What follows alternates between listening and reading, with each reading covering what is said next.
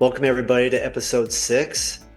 Today we have with us Dmytro Bilash from Osavul, an AI-powered security against information threats company based in Europe. We're very lucky to have Dmytro with us today. Digital Dilemmas is a Lenk Media original podcast. Dmytro, I'm really excited to have you here today. Thank you so much for making time to spend with us on a Friday evening in Europe. I have so many questions, and we're looking forward to having this conversation. Can I start? Yeah, go ahead. I just thought I know John's a little more familiar with your company and with what you do, but I'd love to know a little bit about Osavul and what, sort of what the company does. So first of all, guys, thank you for having me here. It's a pleasure, and I really enjoy this opportunity to have such a fruitful discussion together. So in Osavul, we develop AI-powered protection against information threats, such as disinformation, information manipulations, and foreign influence on your society.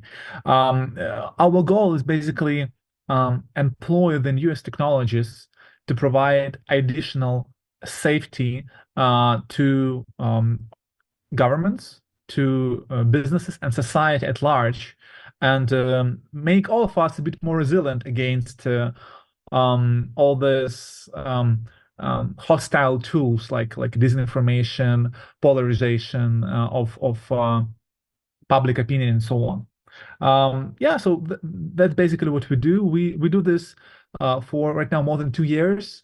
Initially, our organization emerged as a response to the Russian invasion of Ukraine. It was a big event that changed a lot for obviously quite a lot of Ukrainians, literally everybody, and but also for I think many people all over the world. It reshaped the history as we see today, and also it showed us how powerful could be the narratives, the ideas that are spreading, that we are not at the end of history when there is everything is set and we are just doing a fancy trade between nations. No, we are still in the process of defining the history of the world. It's still not clear whether democracy will prevail, and it was fighting for this, right? So. And all these things, they are about the information. Actually, it's about winning the souls and minds of people. And if there is a hostile actors trying to affect natural conversations, people, this is definitely the problem that need to be addressed, and we are trying to do our best to do this. Yeah, Dmytro, go ahead, Amber. Go ahead. No, go ahead. I think this disinformation topic literally might be the most important topic and threat to democracy and capitalism and safety in general. And when I look around the landscape, when I talk to my students, when I talk to clients, when I talk to other business people, no one knows. If they're honest with us, they don't know what the truth is. They don't know what to believe. They don't know what platform to go to. They don't know where to get their news. And that's exactly what the bad actors want. And so I'm just throwing it out there as we begin this conversation. I think this is one of the most important conversations. I would go even further and say if John and I are honest with ourselves, which has come up in this podcast before, we do this for a living. We work in communications. John works in digital media and analytics, and sometimes we can't tell what is real and what is the truth and what is not the truth. And if we're in that position, what's the average, what chance does the average person have? But I wanted to go back to something you said, because I think that the Russian invasion of Ukraine and then sort of as a second wave, the Hamas attack in Israel were sort of two pivot point or points of inflection, I guess, for the idea of disinformation. Can you talk a little bit about that? Yeah. So let me frame it in the following way. The propaganda, disinformation is not a new thing, right? It exists as long as humanity exists. And it was used as a tool in all wars. Like you open, I don't know, like Sun Tzu book, The Art of War, you'll see the same tools, and it goes thousands years back. There is a few things that change the situation.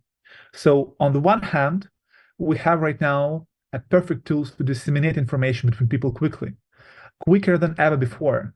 We have social media, we have messengers, and for us right now, it seems that it's something that is here for a long time. But in fact, it's pretty new stuff. Like I think that the first time when people started talking about the danger of such media communications, it's 2016 after the elections in the United States. This was the point when discussion started. Before 2016, there was almost no talks about this. It was like, very local. And from 2016, with all this Cambridge Analytica scandal, people started looking at this problem, at large, at first. And it's like 8 years, just 8 years, as we are thinking about this problem for such a big thing. So it's on the one hand. On the other hand, you have the second factor, which is generative AI, that is just like, started being a real thing just previous year. I mean, actually functioning and effective. When on the one hand, you have a technology to quickly disseminate information between people. But on the other hand, you have a technology to create any kind of a piece of information, video, audio, text in any language, do it quick and almost for free. At that point of time, you have a perfect storm, because bad actor, either a government, or it can be a malicious hacker group trying to scam you. It could be a terrorist group trying to hire some new followers. We're not talking about only big states like Russia, China, or Iran. It's becoming available to literally anybody. So when you have these technologies in place, you can run, any kind of information, hostile activity quick, cheap. And at that point of time, like we as a society have a big problem, because you have a certain kind of asymmetric situation. It's very easy to create a threat, but it's very hard to protect from this.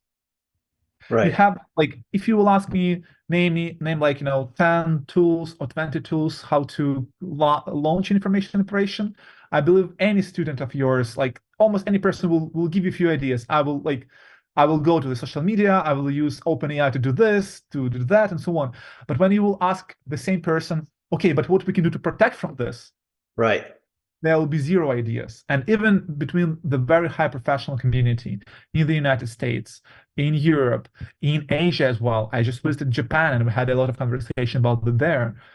People still are struggling with finding a right approach to this. We'll talk about the approach today, but what I want to say that it's still not defined how to protect us from this, and it still is, a very much thinking process to find the best way.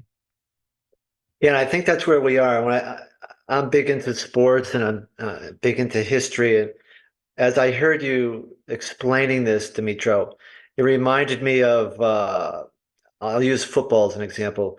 Sometimes the offensive strategies and techniques get way ahead of the defense for a few years, and points are way up. And then it takes a while for the defensive coaches to figure out, okay, here's how we're going to combat this. And I feel like it's the same going on right now. The bad actors have all these great new technologies, and they're ahead of us. It's very easy, as you say, to figure out how to create misinformation and get it out there and multiply it rather quickly. We are now, and that's one of the reasons I'm fascinated to hear about Osavul. When I ask the students, what can we do about it? It's just what you said. They're racking their brains. We're coming up with ways. Maybe we can educate the public. There's a lot of good things. And the podcast like this is a good example. But I've been very curious to hear from you. Where are you guys at in the life cycle of, okay, here's how we can combat this. Here's like step one. Yeah. So I would say there's mainly four elements on how to handle the problem. The very first element, you need to have a situational awareness. You need to know what's happening, because like as individuals, we live in a silos. Like I don't know, even if I'm living in the US, you don't know like what people are discussing and what is the topic that they may be deceived in, like in a next street, like, or in another state. So we need to have a certain way to extract them and understand the key threats that may appear. So you need to build basically situational awareness. The second thing, you need to have a tactics and tools to combat that. So like you need to have certain approaches to do this. The third element, it's a collective knowledge sharing. It's very much popular in a traditional cybersecurity. If, let's say, you are the company A and I'm a company B, and I know about a new virus. If I know this and I experience this attack, it's only my experience. Like nobody knows about this except my organization. But if I share this with you, with company A being company B, you will be able to prepare for this in advance. So the attacker will not be able to target you because you already know about this. So this collective knowledge sharing, it's a vital point in cybersecurity. As far as I know, in the US, in certain industries like critical infrastructure and electricity, it's even mandatory. Like if one power plant was attacked, there is obligations to share this between all other players on the market in anonymous way. So the threat sharing, it's the third element. And the fourth element, as you mentioned, is building resilience, educating people and making them less easy target, I would say this way. Right. In Osavul, we are focused on the first element and the third element.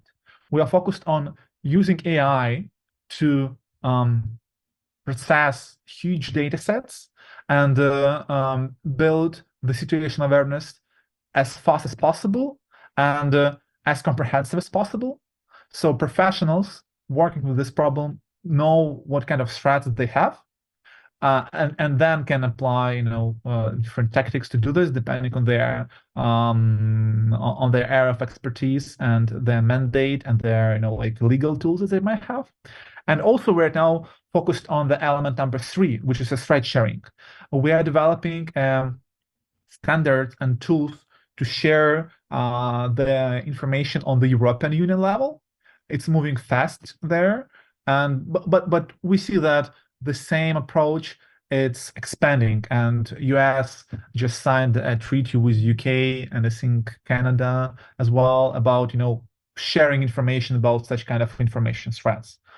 So in a nutshell, in Osavul, we provide AI-powered tools for professionals to reveal threats, analyze them, and then share between each other to design the best response possible. And I think what's important is that for people to understand is it's not just an election, it's not just an invasion, it's brands, it could be people, celebrities, any of us can be under.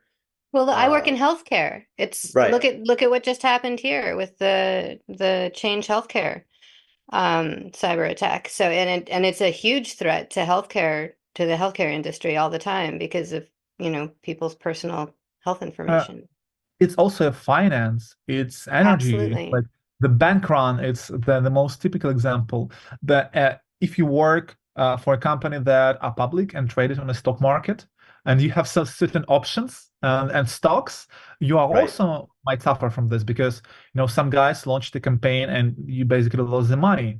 50% of companies don't recover after the stock prices, after the falling of their stock prices.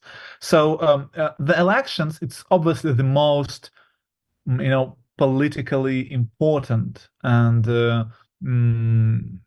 relevant example for the 2024s, right? But Right. As you mentioned, it goes really beyond politics, and this is how we really try to explain this to people. This is not about political thing; it's about like your your healthcare, it's about your companies, it's about businesses, it's about your investments, and so on and so on. So there is multiple implications. When you are meeting clients and traveling, I'm imagining, but I'll let you tell your story. I'm imagining this is much like 10, 15 years ago when I worked in corporate America and the cybersecurity department, the cybersecurity team, um, were really becoming active because each big brand was under hundreds of thousands of cyber attacks per day. When you go out to sell your services, I imagine people are really interested in this. You're using AI to turn this on its head. Yeah, so the interest to the industry of information security is huge. There is quite a lot of also funding from venture capital going there. So it's Right. definitely a good area to work. And if you are a student or young professional, it's also worth exploring, because, as you mentioned, it's a vital to our society and to the very nature of functioning as what we have and what we build overall in the Western world. But at the same time, there is one big problem. Like, when we talked with one colleague, he told me that I feel like a hot potato sometimes because our industry is somewhere on intersection of cybersecurity, communications, and C-level management. And Mm, as few people don't know where to put it sometimes, especially in new organization when they just approach it. And they just, saying, okay, like, who should take care of this? Cyber mm, guys, C-level management, maybe somebody from finance or risk management department, or maybe it should be handled by our communications teams. And I think we're still on a way to figuring out the perfect place in the organization and the team that should be responsible for this. yeah. But as it's pretty new, just like maybe 2 years old, 3 years old, it's still like plenty of time to do this. I can totally see that. That's the pushback right now. It's a great idea. We want to use it, but who should own this within the company? Yeah, company and the government is the same. Like in the Yeah. government, they also have the same problem here, and it also can work in multiple divisions. But when it comes to the organizational question, who should take responsibility, who should take care of budget, and many other things, there is still quite some discussions how to properly structure this. They're arriving to the result, but as I mentioned, protection here, it's much more complex than attacking. It's very clear who want to attack, right? There is no discussion about this from attacker's side. But from a defender's side, there is a lot of discussions about how to protect, who should do this, who should build this, and so on and so on. And it also creates some vulnerabilities. So one of the first I things think, you meant, go ahead, Amber. I just wanted to ask, I thought it was so interesting what you said about for students or young people, it being a good industry to get into, because people used to ask me, like 10 or 15 years ago, if someone asked me, what's the one thing I should learn? I would have said, learn how to code. That's what you should learn. But today, I would not I would not say that, because you're not going to need to know how to code. I would say, and I don't know what I would say, but right now I would say learn how to use AI, learn how to use the bigger tools that we have now. Would you agree with that, or? Um, so I would say that definitely learning coding as it was maybe 10 years ago, it does make sense. We are not there yet, but I think that in a few years, the AI-powered low-code, no-code tools will be really powerful. Right. But at the same time, um, uh, to make any kind of a good project, including information security field, you need to be, creative, but not in the way that, like you just know how to sing or paint, but creative as a professional. You need to be able to produce and create new approaches, and also need to have strong enough soft skills to explain this to people, to convince that you are doing something right and market this properly.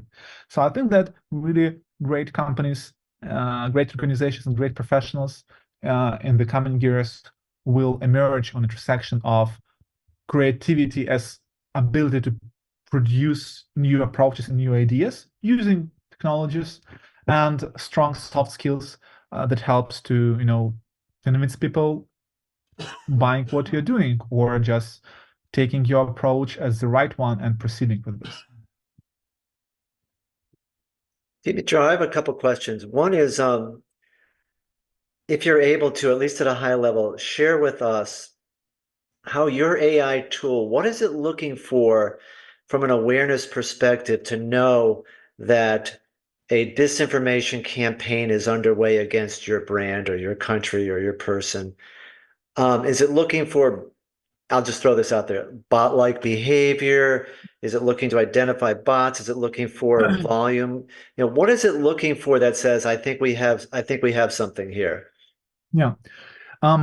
It's a very, very good question. So currently, there is no framework in the world that you just can pick up and say this is how it should work.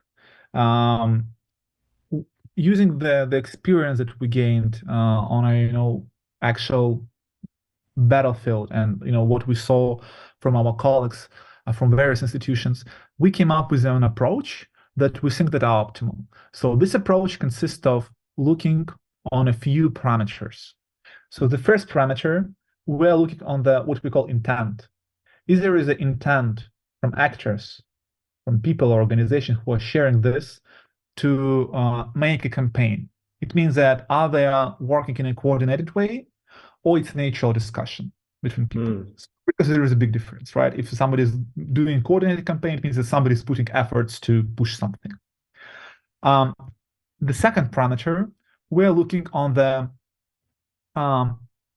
content itself and who share this. Is there a sign of hostile malicious activities? Is the content that is shared is a known disinformation that was already debunked and kind of exposed, or those who share these messages are typically involved in the information operations or any other hostile activities? And the third element, its impact. Isn't impactful enough? Does it getting traction? And on intersection between these three things, the identification of threat appears. According to our methodology, you should have at least 2 fired elements at the same time from 3 in order to identify threat. I will give an example. If you have a coordinated activity, so number 1 is fired, but at the same time, there is no malicious actors involved, there is no disinformation content, and it's not getting that much traction, it's not interesting, because maybe it's just somebody's marketing campaign and so on, right? So it's not relevant. But if there is a coordination and there is some malicious actors involved in this, it's starting becoming interesting, right? Because it seems that there is a malicious intent and there is some pieces of content that are considered as disinformation, so somebody is pushing this. Or let's say you have the malicious actors that are sharing content. We are not sure whether they have a coordination, but it's getting a huge traction. So again, you have 2 elements fired at the same time. So it also likely to be threat, even though the coordination is not identified, but maybe these bad actors are operating in a more comprehensive and a more complex way. So typically, we analyze these 3 parameters. We have different models to identifying them, and if 2 of 3 parameters fired, we are getting an alert. It becomes a threat. It goes to the client, so it means it needs to be addressed. And when you identify the threat, so let's say at least 2 of those things are happening at once, or if all 3, and you've identified it as a threat, is there anything that your AI platform can do to counter it, to defend, or do a counterattack? Are we at that point yet? Unfortunately, we are not at the point of full automation due to various reasons. So theoretically, the future that we envision is that once there is a threat identified, it means that there is a clear evidences that something is going wrong and it needs to be addressed. Any threat is happening on a platform, like it should be either social media platform, messaging platform, video hosting, and so on and so on. Typically, platforms are not interested into being tools for hostile activities. It's not part of their business. There is no value for them. So they want to get rid of this. But getting rid of this means investing time, money, and resources and technologies into developing the comprehensive trust and safety tools. And from basically what we see, obviously, they're profit-oriented businesses, and they will do that much that regulations oblige them to do. So currently, in the US, as far as I know, there is no strict regulations that makes platforms accountable for any kind of a threat spreading on their ground. In Europe, there is a new regulation called Digital Service Act that makes them responsible for not reacting. Okay, so our assumption that these new regulations will work pretty well, as it happened with GDPR. Some practices, real life practices, will be developed on top of these regulations, and once it happens, at least partially, we'll be able to automatically send signals to the platforms and to other actors who manage these users, and they will take the signals into account. So it's a technical part, but there is a huge part that are under humans' control. It's like communications, what to say, how to do this, and so on. It's important decisions. It couldn't be automated. People, need to make a proper approach to define what they're going to do. Or let's say law enforcement. Law enforcement actions, it's obviously kind of arbitrage or a court proceeding, so it's also cannot be automated. And that's what I'm saying about asymmetry. In the best case scenario, we're able to just partially automate the countering and defense procedures. We always will have humans in the loop due to the weaknesses of democratic system. But at the same time, attackers can do everything almost automatically. And this asymmetry makes information threats a perfect tool against democratic nations where the freedom of speech are really valued. Yeah, as you were explaining there, that's kind of the place a lot of us in our classes come to, where we all need to take responsibility, whether it be government through some regulations, families and parents and individuals being educated and aware, companies, the communication teams, what can they do when they find out and they're informed that something's happening? Like, we all take some responsibility here to make this, to defend against it.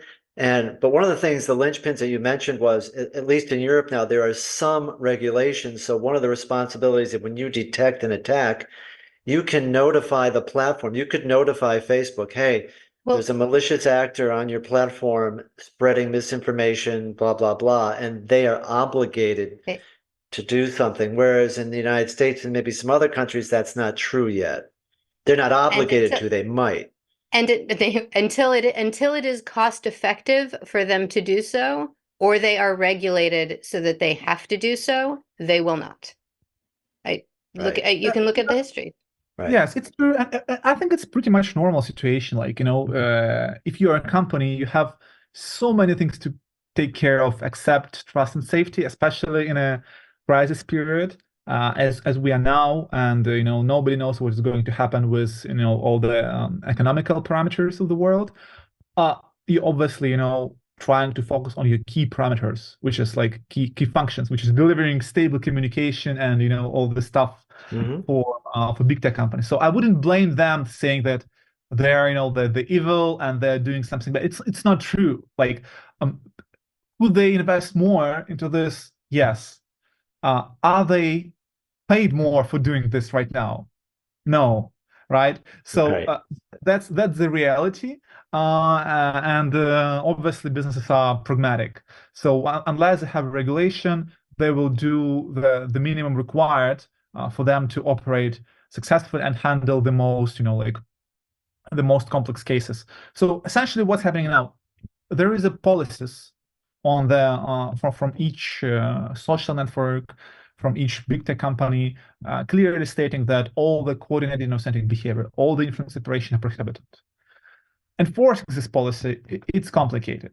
So Right. what new regulations in Europe say that your policies is great, but also there is a national-wide policies, and if you like do not follow them and do not make the most of effort, there is a regulatory body that can start some legal actions against you. So the whole idea is that probably it will push big organizations and medium-sized organizations investing slightly more and building more innovations for the trust and safety than it was before. From what I know, like the same discussions happening in the US. I think the major reason why the US doesn't have this regulation yet, it's very much huge feeling and huge importance of freedom of speech, because obviously you can twist this regulation as censorship, right? And theoretically, if you apply this regulation, let's say in China or in Russia, it will be a tool for censorship, right? Right. So and that's why, especially in the elections year in US, people, I would say, a bit more cautious against disinformation, because like who should have a right to define what is the truth and what it's not? Like, and it's very much, valid question, because some things that are like that was considered as a trustworthy, as a truth 10 years ago or 100 years ago appeared not like that later on. You can take not only political things, like I was surprised that maybe 20 years ago, avocado that everybody eats now was considered not as the best product, because there was a lot of like this fatty structure, fat inside. Now avocado, it's the number one product for It's all the good millennials. fat. Now It's everybody good wants fat, it. right? Yeah. So what changed, right? The same is with the red meat, the same with the wine, with many drugs, and so on and so on. Even if we put politics aside, that's why I think that the nation states, they are very cautious about managing all the threats internally, internal discussions. And what is the main focus, even for the Europe, it's external threats. In Europe, we call it FIMI, foreign information malicious interference. So the whole idea is that it's very simple. If it's discussion inside the country, like we could be blamed with censorship. That's why it's like let's keep it aside. Like, okay, so if it's even manipulations by local actors, it's not that bad, because they're still local actors. They're bad, but they're our bad actors, okay? But if it's coming from outside, from foreign state, trying to influence your society, it's bad for sure. And we need to put all efforts to do this. So it's called in Europe FIMI. I think it has more or less the same name in the US, and that's the threat everybody wants to counter. And there is a huge consensus in society and in the companies and governments that it should be the first priority. No, that makes a lot of sense, that prioritization. We have taken up enough of your time. We've gone a little over, but thank you so much. I wanted to ask you, it sounds like you travel a lot for work. Yeah, it's true. So I'm right now on my way actually to the United States. So I'm going to meet a lot of colleagues in DC, and right now I'm in London also for a meeting colleagues here. And just recently, like a few weeks ago, I was in Japan and trying to get the idea of what they are doing there. And everybody has the same ideas in mind. So I'm really happy that the humanity as a whole, in different places, in different cultures, languages, and so on, having the same ideas in mind. So it means that something moving in the right direction. That tells me that there's hope. As you travel the world and you run into people from all different cultures and government styles and from all over the globe, that there are a lot of people who care about this topic. We're trying to figure it out. So I imagine that gives you some hope when you have these conversations. Absolutely. Hope it's what we need right now. It's very important. That's awesome. And on that note, Thank John, you, do you want to say thank you? Dmytro. Thank you so much for joining us today and sharing your information. I know I was listening to every word you said, trying to like take notes. It was really educational for us and our audience, and we can't thank you enough and wish you safe travels to the United States and wherever you go. Thank you, guys. It's a big pleasure for me to be here, and thank you for this conversation. Absolutely. Look forward to it again sometime in the future. Thank you. Bye. All right. Bye-bye. Great. I think that, like, when I looked on the timing and I saw it's 50 minutes, like, or 40 minutes something, Right. it didn't feel boring. I hope it will be not boring. No, it went like that. It was fast. And Yeah, that's always a great sign. I We're sitting know. here, I'm looking at the clock, it's already 10 of 2, and I felt like we could probably go another 2 hours.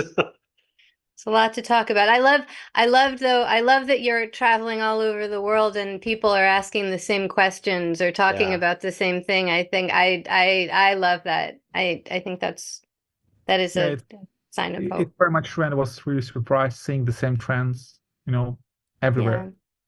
Yeah, and that's good for me to share with the students that I teach, Dmytro. Part of what I do is teach, and they need to hear these stories that they're just not sitting on a college campus in the Eastern United States freaking out that, they see this problem, but nobody else does. And I think it's really important to share with them your journeys and what you're hearing and seeing. And I think it gives them some comfort and hope that everybody's dealing with this.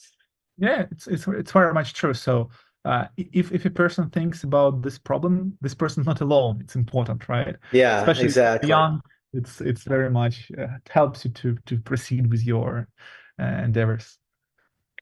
Well, thank you so Thanks. much. Wish us luck in the election this year. And Hope it went well. And when I say well, it means that no matter what's the result, people accept it and move forward and like right. find a way to cooperate. This is the most important thing. Like we obviously Europeans and Ukrainians especially follow this closely, and Yeah. we just wish everything goes well peacefully, and as typically goes in the United States for the last few hundred years. Well, as we Fingers get crossed. deeper into the summer and the fall, we may have you back if there's anything new on your end that could help us figure out what's going on here. All right, Digital Dilemma fans, that wraps up another episode. Thanks for tuning in and navigating our tech world with us. Please rate us and leave a review. And if you enjoyed it, tune in next time. We'd also love it if you would send us any questions or suggest guests via email. Thanks so much for listening, and we will see you next week. Digital Dilemmas is a Lenk Media original podcast.